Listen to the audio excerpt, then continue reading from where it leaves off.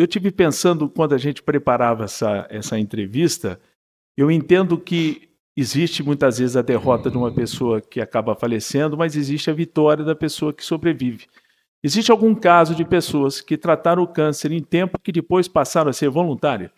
Fazer serviço como uma retribuição disso? Tenho. Uma pessoa só no momento, mas tenho. E estou com uma aí também, assim, que era voluntária, aconteceu, ela está um pouquinho afastada por causa do tratamento, né? Das químio, que passa mal, muito mal. E então, ela está um pouquinho afastada. Então, no momento, eu estou com uma só, que aconteceu esse caso. Agora, qual é a faixa etária dessas mulheres que participam do Grupo Alma? Só para a gente ter uma referência. Na faixa dos 40, 80. Tem até 80 anos? Tem, com muito vigor, com muita vontade de trabalhar. Que bênção isso, não? Graças a Deus. Tem umas lá que eu vou te contar. E a gente merece aplausos. E a gente fica realmente entusiasmado, porque eu entendo Orlândia ser uma cidade bem solidária. Quando eu vejo a figura do Marquinhos, né, e a esposa Ana Rúbia, Marquinhos Pereira, envolvido com essa função dos leilões, de eventos que vão arrecadar recursos. A função do Marquinhos é coordenador. Coordenador da cidade. Cada cidade que tem a VCC tem um coordenador. Isso se refere ao Hospital do Amor. Isso. Seria uma espécie de embaixador aqui em Orlândia, um coordenador, e é ele que garante com que a cidade faça os eventos e envie para o Hospital do Amor. Isso, ele faz os eventos, igual o leilão, que acontece todo ano, e tem aí o bingo para acontecer, que é em abril.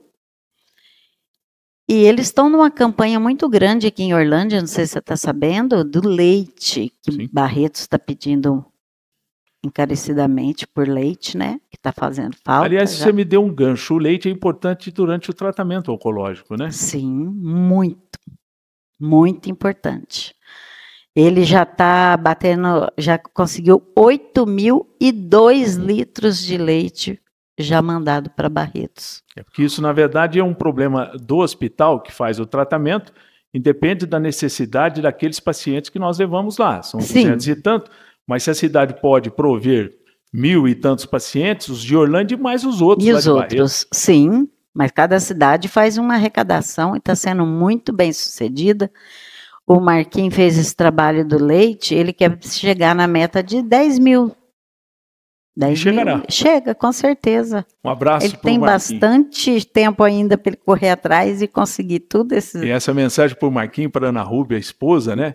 Eu sei alguns casos que aparecem, né, que as pessoas não têm um contato com ele. Ele é extremamente prestativo, né? Várias situações em que as pessoas me procuram, até porque me conhecem através do rádio e dos meios de comunicação. E todas as vezes que eu procurei por ele e a esposa, sempre uma resposta muito positiva, né? Eles são muito bons. Pacienciosos, se dedicam, sendo possível, com certeza, eles ajudam. Com certeza. Daí a importância de que as pessoas de Orlândia, que eu repito, a cidade solidária, continue continuem colaborando com essas iniciativas, né? Certo, porque tem que continuar. E o povo de Orlândia é muito solidário, né? Tudo que você precisa, você é só colocar no rádio, na porta de um supermercado para fazer uma arrecadação de leite para o grupo, porque o grupo também precisa de leite. Porque nós temos 278 pessoas que a gente tem que manter com leite, por causa das químios e outros, né? Uma cirurgia de estômago, por exemplo. Então, nós também precisamos do leite. A gente faz essas campanhas na porta dos supermercados e todo mundo colabora com muito amor e carinho. Bom, mas falando dessa infância, a questão da sua vocação para a medicina, aconteceu que antes você trabalhava como químico nessa Antártica, verdade, que parece que tinha todos os funcionários que estavam ali na Vila Tibério, que é tão perto dali também, né? Na verdade foi assim, eu comecei a trabalhar na Antártica já no laboratório de refrigerantes da Antártica. E o chefe desse laboratório, que era o professor Araújo, ele era professor também na escola de química na UNAERP. E acho que pela convivência, influência e tal, eu acabei indo fazer química, em vez de fazer naquela época tinha o científico, etc., né? eu acabei terminando o ginasial e fui fazer Química Industrial. E terminei o curso de Química e, em seguida, isso foi em 66. Eu fiquei 6 meses em São Paulo, num estágio no laboratório de Química também da Antártica, e havia um projeto da Companhia Antártica de fazer uma empresa para processar guaraná em Maués, no interior do Amazonas. E o chefe, o professor Araújo, foi convidado para ser o gerente. E ele falou, você vai comigo e tal. E a gente ia participar. Mas esse projeto não foi adiante. Isso foi em 66. E começo de 67, acabou esse projeto não vingando. E eu fiquei assim meio perdido. Eu queria fazer medicina, mas aí o cursinho já tinha passado, o começo do cursinho e tal. De repente apareceu uma oportunidade, que era um convênio que existiu durante muitos anos, entre Brasil e Portugal, de estudantes poderem frequentar faculdades, não só medicina, de várias áreas em Portugal, com as regras de Portugal, né? Que depois eu explico basicamente como é que é, e eles poderiam vir para cá nas nossas regras, que era fazer o vestibular. E como que você conseguia ingressar nas faculdades lá? Você tinha que ter uma média, naquela época era média 7, em todas as matérias, em todos os anos do curso médio. Então, por acaso eu tinha isso, então eu fui aprovado e consegui o ingresso e eu escolhi Coimbra, podia escolher qualquer uma das 3 opções, né? Coimbra, Lisboa ou Porto. Eu acabei indo para Coimbra e fiz lá o primeiro e o segundo ano de medicina e depois acabei vindo embora, né? Nós éramos em 130 brasileiros em Coimbra. Acho que mais de 100 vieram embora.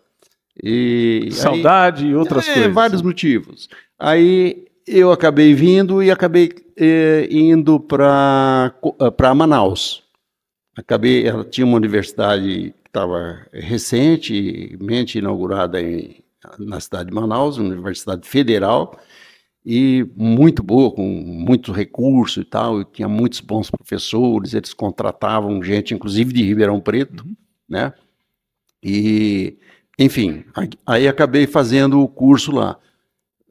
E o último ano da faculdade, que foi 1974, a gente poderia optar por fazer o último ano fora de lá, em um hospital que eles reconhecessem. Eu acabei optando por fazer oftalmologia 1 ano no Hospital Miguel Couto, no Rio de Janeiro. E é interessante isso tudo, quer dizer, ele começou com aí a perspectiva se abriu dentro da própria cidade, né? Nesse transporte que era muito localizado. E qual foi a primeira experiência, por exemplo, em transporte coletivo? Eu sei que vocês fizeram pela primeira vez o transporte coletivo. Hoje é um segmento muito difícil, né? E vocês depois migraram para outro, acho que de forma correta, porque não é uma coisa muito rentável dentro do modelo atual. Mas quando é que o seu pai partiu para a primeira prestação de serviço de transporte coletivo? Foi aqui em Orlândia? Foi aqui em Orlândia. Na verdade, naquela época a gente já começou a ter outros. Conforme o tempo foi passando, começou a ter outras localidades. Por exemplo, Santa Rita do Passa Quatro, depois teve perto de Franca, que não lembro o nome agora, Restinga, Patrocínio Paulista, Cássia dos Coqueiros. E assim a gente começou a ter, esporadicamente, em outros lugares. Efetivamente, aqui em Orlândia, nós começamos com a Morlan, que é uma empresa que a gente trabalha até hoje, Intel, Guabi, e o próprio transporte de circular. O transporte coletivo foi ele pioneiro. Ele apostou nessa modalidade porque ele viu a necessidade que a população tinha. Morava no bairro X, para ir em tal lugar, eu não tinha transporte. Então, ele acreditou nesse transporte. E, efetivamente, o transporte dentro do município, ele foi o pioneiro em todos, né? Mas no segmento de transporte coletivo, ele começou e a gente fez isso até 2008, se eu não me engano, mas chegou uma hora que eu falei, gente, para nós já não dava mais, não tinha mais A gente não conseguia mais chegar nesse... Até porque quando, né, Cristiane, quando a gente fala de transporte coletivo em cidade de porte pequeno, ele não é rentável. Né? Não há volume de passageiros, você tem aquela questão do passe do idoso, sim, isso acaba limitando o faturamento, sim, e ainda não se tinha, não era permitido o aporte financeiro da prefeitura para complementar o pagamento. Ou seja, a empresa tinha que se virar nos 30. Se vira nos 30 porque... Que não tem de onde vir apoio. Hoje o sistema já é diferente. Em Ribeirão Preto é assim, em São Paulo, até Orlândia, que hoje é gratuito, mas houve um tempo em que a prefeitura aportava, ajudava a pagar mais recentemente esse tipo de transporte. Me parece que hoje a prefeitura paga total. Total, é gratuito o transporte coletivo. Mas mesmo assim, para nós, no nosso segmento, não cabia mais o transporte urbano para o tipo de trabalho que nós fazemos. Por isso mesmo que eu estou concordando na opção. Vocês, lidando com cidade de porte médio e pequeno, naquela época, o mais correto era buscar outras alternativas para o crescimento. Até porque eu percebo, você mencionou Morlan, Intelli, o fato de nós termos empresas de bom porte em Orlândia, com certeza ajudou nesse processo de sair de transporte coletivo para ter uma frota para fazer o transporte de uma forma geral. E tem as usinas também, né? Havia me esquecido do setor. Nós temos várias usinas, nós temos SEBRAE, nós temos secretarias de Estado, nós temos secretarias de polícia. Então, são vários segmentos do governo, né, do transporte estadual, que para nós ficou melhor, mais rentável. Você, teoricamente, comprar veículos maiores, mais novos, né? Por exemplo, chegaram 11 veículos zero esse ano, agora faz um mês, meio mais ou menos. Então, tem 11 veículos zero levando estudante, né? Tudo com ar-condicionado, G, não sei o quê, um modelo mais dinâmico, né? Então, a gente optou por esse segmento, no caso. E acho que a opção foi correta, os números comprovam. E no caso de prestação de serviço para essas entidades e órgãos governamentais, são processos licitatórios. Tudo processo de licitação, corretíssimo. E se você não consegue estar correto com todos aqueles, você não consegue nem participar. Tudo são licitações online, ninguém sabe quem é, enfim, você entra e participa. E ali não conta só o preço, mas conta também a sua qualidade de trabalho, o tempo que você está no mercado, é muito importante. E mais importante ainda é o feedback das outras empresas que você já presta serviço, presta o transporte, de falar se você é uma empresa idônea, correta, se você está apta a fazer aquele transporte para o Estado. Quando é que você foi estudar Direito, na Faculdade de Direito? Eu comecei em 78. Para você ter uma ideia, eu precisei pedir para o meu pai que me emancipasse, porque eu havia passado e tinha 17 anos e não podia fazer a matrícula. E você frequentava a escola à noite, né? À noite. Era uma dificuldade, não, Antônio? Não tinha essas... Nem te conto. Era uma verdadeira odisseia. Imagina que eu trabalhava no departamento pessoal e naquela época não tinha computador, as coisas não eram tão ágeis como é hoje, como são hoje. Mas isso fazia com que a gente tivesse que trabalhar um pouquinho mais, principalmente no departamento pessoal. Chegava final de mês, você tinha que fazer folha de pagamento, preparar... Tudo à mão, como diz o outro, ou na máquina. Exatamente. E aí não dava para conciliar, né? Mesmo... Às vezes a gente pedindo lá para que a gente pudesse, principalmente na época de prova. Quanto à aula, a gente administrava, mas na época de prova, infelizmente, a gente não tinha condições de eu faltar. E você estudou numa escola difícil, que é a Faculdade de Direito Municipal. Então, eu trabalhava até mais tarde, pegava o ônibus ali na Comove mesmo, ia para Franca, o ônibus do estudante, retornava, e de madrugada eu terminava o trabalho para pegar no outro dia, lá por volta de umas 8h30, 9h. E você formou-se advogado em Franca e aí continuou trabalhando na Comove? Continuei, mas eu tinha pretensão de sair para montar um escritório. Esse era o meu sonho. E eu me formei no final de 82, né? Já são aí 42 anos. E na época, um dos diretores me chamou, foi o Silvio Ferraz Pires, e me propôs montar um departamento jurídico que não havia ainda o departamento jurídico que, na verdade, as empresas terceirizavam esse trabalho. Exatamente. Tinha um grande escritório, parece que era de Ribeirão Preto, não me recordo, que prestava serviço. Só como a empresa havia crescido muito, era muitos contratos, muita relação de negócios, então havia uma demanda grande assim, para análise, principalmente de contratos. E no caso seu específico, você ficou até que ano na Comov? Bom, quando chegou no ano de 1988, a diretoria me convidou para que eu assumisse a filial de Guaíra. Então aí houve uma mudança grande na minha vida, por quê? Porque eu estava preparado para seguir na carreira jurídica, né?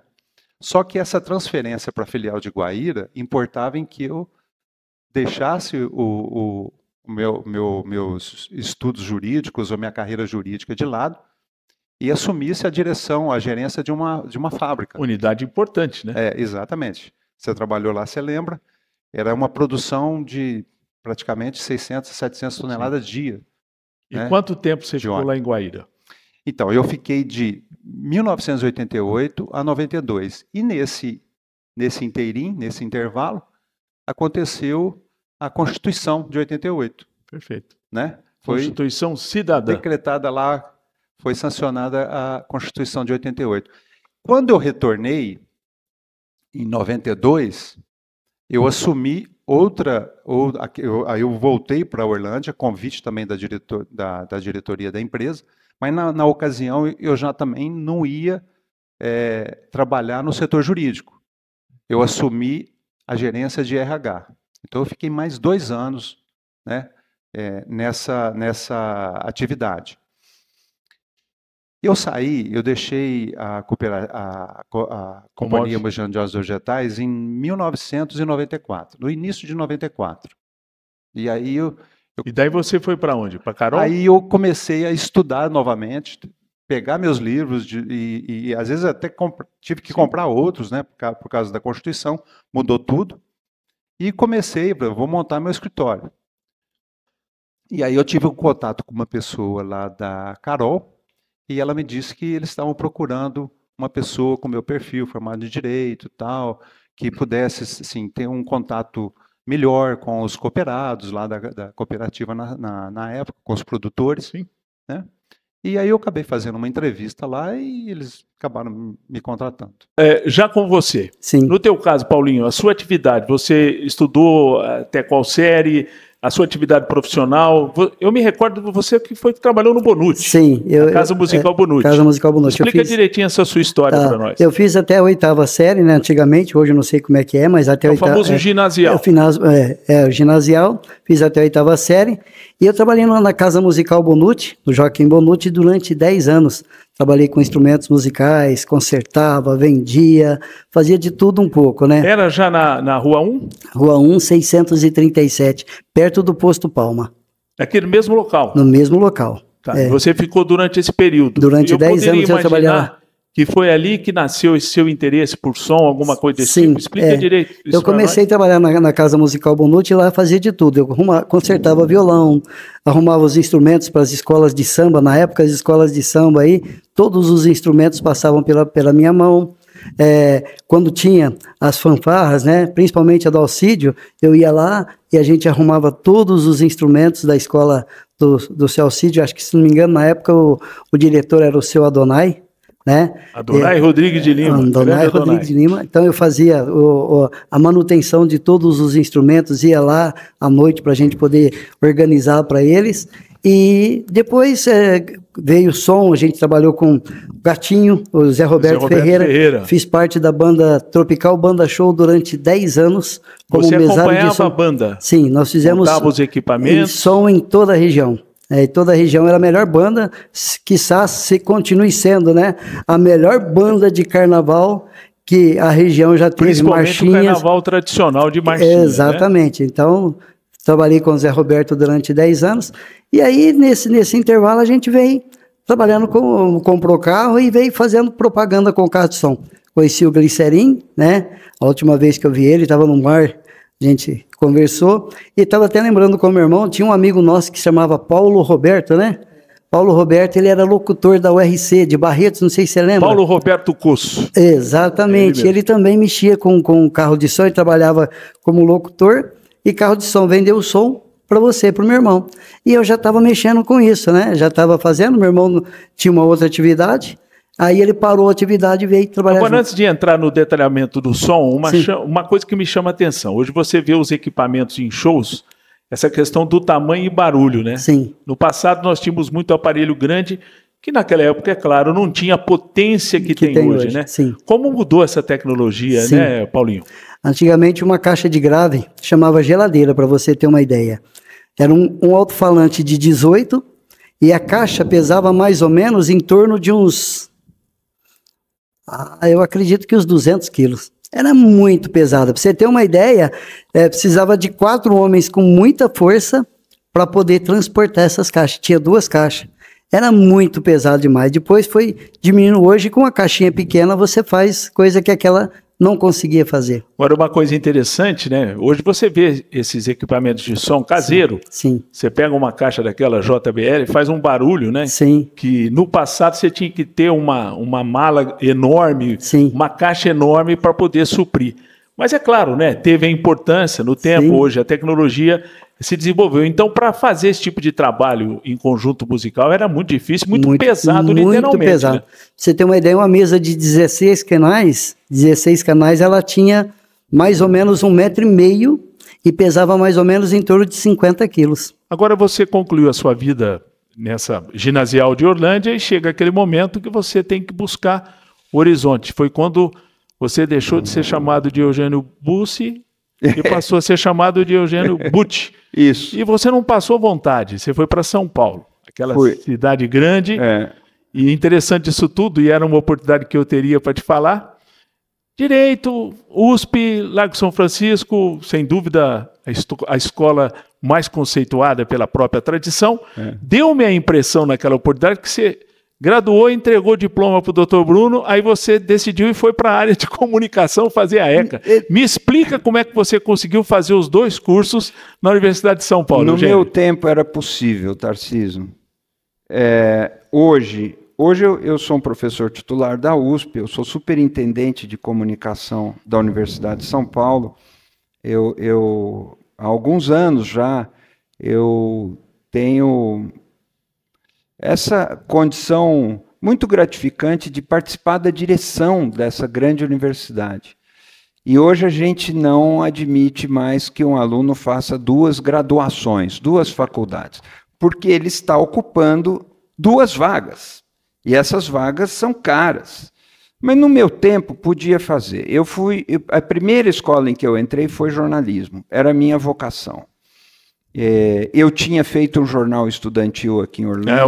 É isso, eu pulei essa parte. Conta, Jovito, você, Carluxo, marcou época. Conta essa história, gente. Mas o jornal fizemos eu, o Gilberto Zancopé e o Luciano Rodrigues. Espaço Vital, qual que era o nome do jornal? Não, o nosso jornal era Apelo. Apelo, tem razão. O Espaço Vital era um jornal...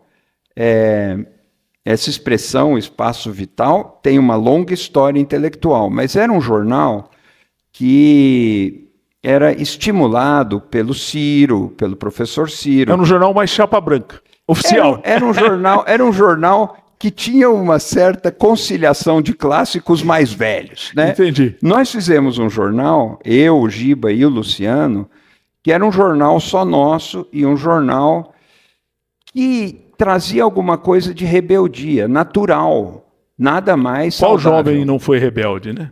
Isso é natural. Só que aquele tempo, nós ainda estávamos na ditadura militar, era 1976. Você estava no colegial naquela época? Estava no colegial. E a gente fez o jornal, a gente vendia o jornal, a gente vendia publicidade. Eu lembro que a gente vendia publicidade para Princesinha. Imagina, um jornal de estudante que fazia propaganda de cachaça. E eu bolei um slogan para Princesinha. Qual era? Era Princesinha, a princesa que é rainha. Só para rimar. Só para rimar. E fazia isso. O jornal dava dinheiro, nós compramos uma máquina Polaroid, nós compramos gravador, a gente estava... Mas o jornal, infelizmente, ele sobreviveu uns 5 números, porque a situação era muito difícil. Teve consequência na Secretaria da Educação, a Delegacia Regional de Ensino... Estamos falando do ano de... 76. O bicho pegava, né? Era complicado. E a gente aqui não sabia de nada. Nós queríamos fazer um jornal que falasse da gente. Ninguém tinha vinculação nenhuma com organização política nenhuma. Mas era um tempo muito difícil e podia ter dado uma besteira. E eu ouvia... Então foi desse jornal que veio a vocação. A minha vocação foi... Eu costumo dizer que eu virei jornalista por pirraça. Se eu não posso ser jornalista em Orlândia, eu vou ser em outro lugar. E fui... Como é que foi a sua vida no ambiente universitário na cidade de Itajubá, que fica na parte sul de Minas Gerais? Sul de Minas, né? Sul de Minas, Cachoeira, é uma cidade muito... Minas né? Muito... afetivo, né? Então foi uma época muito boa, a gente morava em República, até em julho agora nós temos o encontro da República, nós vamos encontrar depois de 40 anos de formado, então foi uma fase, apesar desses percalços, né, desses fatos ocorridos, foi uma fase muito boa da minha vida. E é um detalhe interessante no caso do João, que morava muito longe, que Itajubá não é perto, né? E os meios de transporte naquela época, apesar que ele ainda é jovem, né? No sentido comparativamente a mim, mas evidentemente fazia com que você tivesse uma vida universitária plena, né? Ficar lá ligado à cidade, viver o dia a dia. Você vê, pegava um ônibus de Garapava para Ribeirão Preto, outro ônibus de Ribeirão Preto para Poços de Caldas, de Poços de Caldas para Itajubá. Então você saía de Garapava às 11 horas da manhã, chegava 11 horas da noite lá em Itajubá. Então não dava para ser uma coisa toda semana, né? Depois, com a morte do meu pai, durante um período, eu acabei vindo mais vezes, mas era aí uma vez por mês que era a frequência que dava para a gente comparecer em casa. Agora, é de praxe no curso de medicina, vocês fazem aqueles primeiros anos básicos, depois você vai trilhando pelos caminhos, né? Como é que qual foi a vocação sua dentro do seu trajeto na faculdade? E parece que o segmento seu foi anestesia dentro da própria faculdade ou posteriormente, Não, João? Posterior. Na verdade, a medicina são 6 anos de formação geral, né? É que como você passa por todas as matérias durante os 6 anos, ali você vai determinando ou escolhendo qual que é a residência, a especialidade que você quer fazer. Aí no 5º ano eu já sabia que eu escolheria anestesia, eu já frequentei, né, o estágio da anestesia lá, e quando eu me formei, eu prestei a residência em Ribeirão Preto e fiz a residência de anestesia em Ribeirão Preto, no Hospital São Francisco. Quer dizer que a sua vocação desde sempre foi esse segmento de anestesia. Eu acho que a partir do terceiro, 4º ano já comecei a ter esse lado, né, a pensar nisso. Quando eu frequentava o centro cirúrgico, nos estágios, o que eu mais gostava era a parte da anestesia, então eu acabei já tendo essa tendência. Aí no 5º, no 6º ano, aí quando você realmente toma a sua decisão. Até porque a importância do anestesista, todo mundo o cirurgião é importante, mas o anestesista é que garante, né? Aquela questão do voo de cruzeiro que a gente fala, a pessoa desliga e ele tem que ir pilotando para ver se a nave não cai, não é assim, João?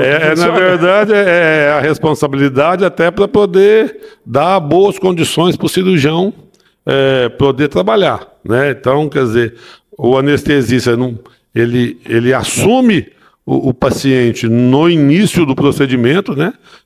Realiza a anestesia e durante todo o procedimento, durante toda a cirurgia, é de responsabilidade do anestesista e também terminou a cirurgia, o paciente, se for anestesia geral, né? Retornar, acordar, é de responsabilidade do anestesista até que o paciente esteja devidamente acordado ou sem os efeitos da droga, e aí essa responsabilidade volta, a responsabilidade do paciente volta para o cirurgião. Mas todo esse período é de responsabilidade do anestesista. Você falou sentir-se em casa, né? Você é casada com uma orlandina, Daniela, há 11 anos vocês são casados, 2 filhas, uma de 3, outra de 8, né? E eu quero saber, João, vamos entrar agora na Sales Beer. Quando é que definitivamente você falou, eu preciso começar a mexer e fazer dessa atividade um segmento importante na minha vida? Que eu tenho certeza, talvez você começou meio assim, querendo ver como era, mas pegou gosto e a coisa deslanchou. Foi em 2016 que essa história começou. Em 2015, eu comprei pela internet um kit, umas panelas lá para fazer cerveja em casa.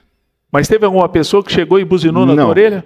Não. Você própria que achou que era o momento? Comprei uns kits lá, conversando, aí no Brasil já tinha algumas lojas de insumos para cervejeiros caseiros, aquilo que eu vi na Alemanha 10 anos atrás, né? Eu falei assim, vou fazer cerveja em casa.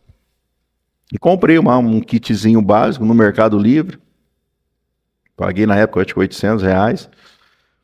Fui em Ribeirão, comprei os insumos lá para fazer cerveja, adaptei lá um moedor com uma furadeira, moeu o malte. Para a gente dar uma sequência, qual é o insumo para você fabricar uma cerveja caseira? A gente fica com aquele sonho de cevada, aquela coisa toda. Água, malte, lúpulo e fermento. Isso é quem que fornece? Você... Hoje você já tem uma produção em escala hoje você vai em Ribeirão, por exemplo, você tem lá a fábrica do cervejeiro em Ribeirão. Ali na Caramuru, você compra desde o kit básico aos insumos que você quiser. O malte, o lúpulo, o fermento. E a água você pega da própria torneira, porque a nossa água tem qualidade, né? Essa água que você pega da torneira dá para aproveitar. Para fazer em casa, sim. Tá. Aí para nível industrial, igual hoje a gente faz o quê? A gente tira o cloro dela, né? A gente faz a decoloração. Não interfere no gosto também. Não interfere no gosto. E a gente faz análise a cada 6 meses no laboratório da UNAERP. E a água é muito boa, a qualidade é muito boa, a nossa água, tanto rica em sais minerais, que precisa disso para cerveja, né? Faz parte da composição da cerveja, quanto a pureza da água, né? O pessoal fala, né, muito da água boa de Agudos.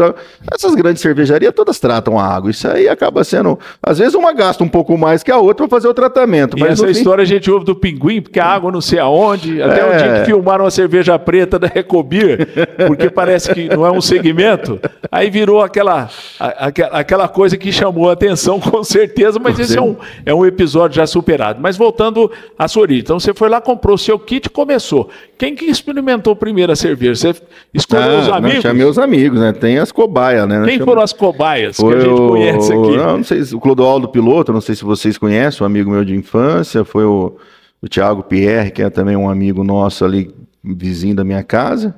E claro, né, minha esposa teve que provar. A Daniela também experimentou. Que legal. Então, assim... O primeiro lote foi feito em casa e detalhe, agora eu lembrei, eu fiz a festa de 3 anos da minha filha mais velha.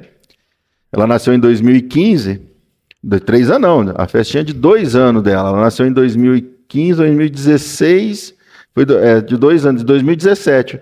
Eu estava fazendo o meu terceiro lote de cerveja em casa. Eu falei, não vou comprar cervejinha para festa, eu vou fazer.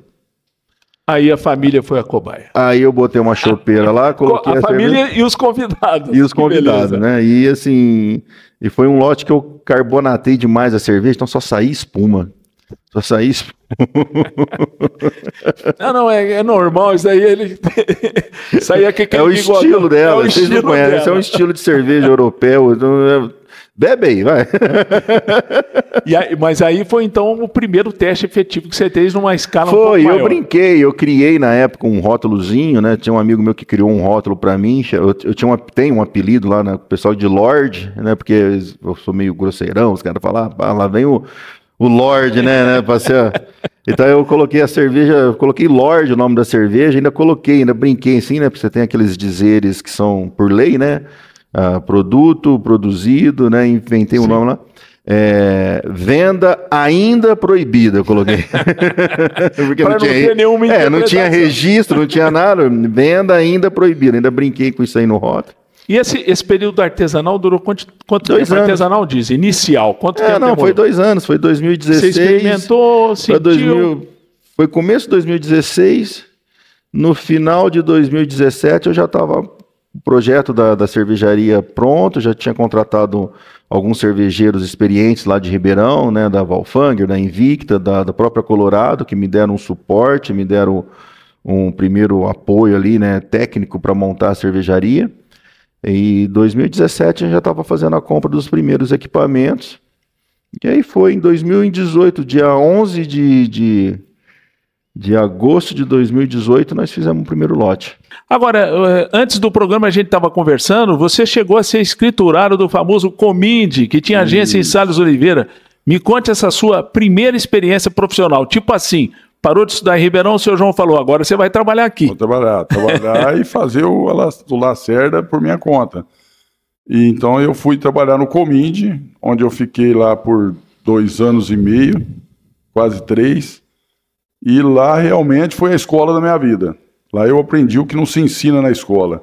Lá eu tive uma educação financeira fantástica, com professores tipo o seu Ayrton Cândido Tosti, que foi um grande conhecedor da área financeira, o seu Luiz Mioto, muito disciplinador, tal, pai do André Mioto, que foi meu patrão lá também. Que é médico lá em Salles Oliveira. Médico, aqui em Orlândia de Salles. Sim. Né?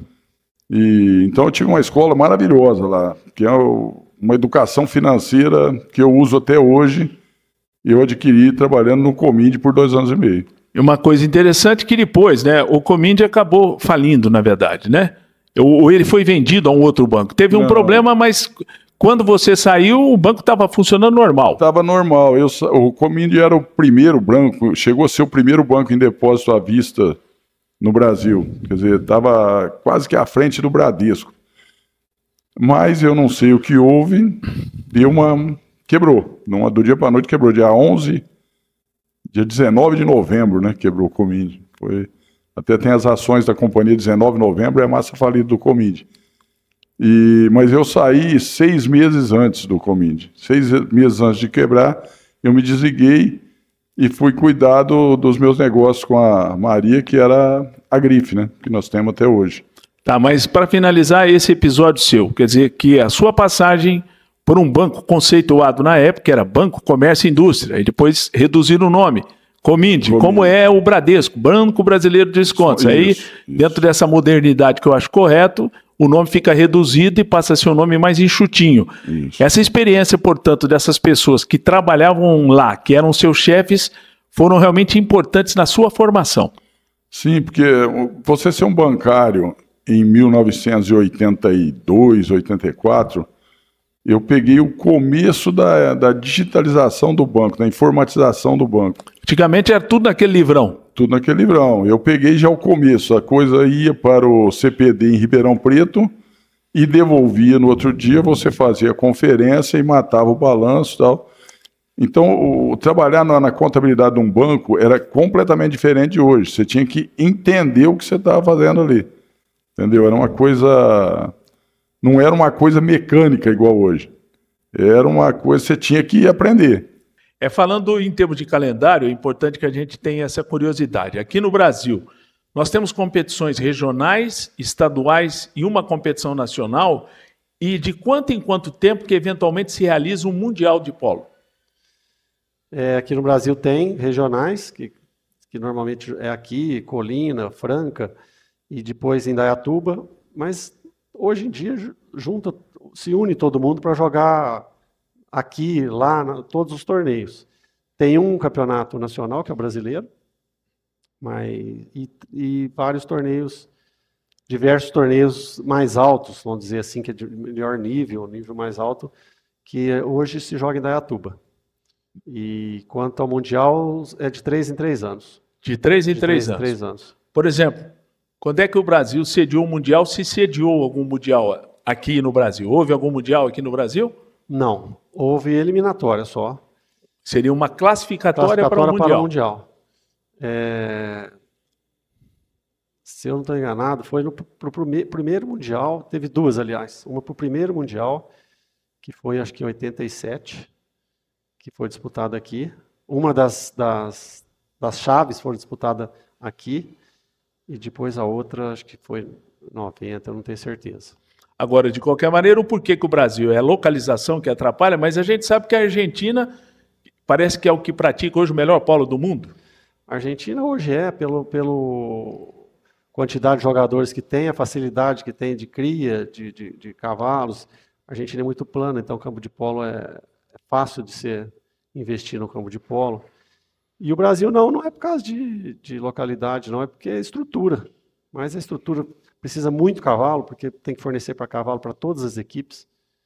No caso do Mundial, ninguém leva cavalo. Nenhuma equipe leva cavalo. Então, são 6, 8 equipes. Você precisa de 300, 400 cavalos. Isso é um detalhe interessante, né? O competidor de automobilismo leva a sua máquina. Você vai disputar o Mundial, você não leva o cavalo que treina com você? Não. E como é que se faz essa empatia para você tomar conhecimento? Tem que chegar muito antes? Você chega um pouco antes para treinar, normalmente não é muito, 10 dias antes. E existe uma comissão sempre do Mundial que reúne esses cavalos, que com quem conhece os cavalos, dividem os lotes para cada equipe, no caso, se for 6 equipes, divide 6 lotes de cavalo e sorteia. É por sorteio? É por sorteio. Então, que eu acho uma coisa até justa, né? Não tem o perigo da equipe local que está sediando ficar com uma tropa que eles estão acostumados a jogar. Lógico que pode ser que eles conheçam os cavalos, mas é sorteio. Normalmente sorteia os cavalos e ninguém conhece. Você monta uma semana, 2, 3 dias e joga. Mas é igual, né? É igual, acho justo. Você disse, uma cidade da Iatuba fica na região lá de Campinas e disse outras cidades, Colina, tudo no estado de São Paulo. Além de São Paulo, você citou o Rio de Janeiro. Tem algum outro estado que tem tradição de polo? Joga-se em outro estado o polo aqui no Brasil ou não? Joga-se no Rio Grande do Sul. No Rio Grande do Sul? No Rio Grande do Sul tem. Uruguaiana, Porto Alegre, bastantes lugares do Rio Grande do Sul tem. E Brasília tem no Exército, que ainda que tem campos lá, se eu não estou enganado, é nos Dragões da Independência. Tem acho que 2 ou 3 campos lá. E acho que Mato Grosso tem, acho que do Exército também. Você vê até a sua própria dificuldade de lembrar, significa que poucos estados têm. O centro é São Paulo. O centro, com certeza. O melhor polo é São Paulo. Se a gente pegar, 80% de quem pratica polo está aqui em São Paulo? Tá. Então é um esporte que São Paulo realmente tem a tradição. E daí talvez o fato de Orlândia estar praticando esse esporte desde 1926, uma das primeiras cidades.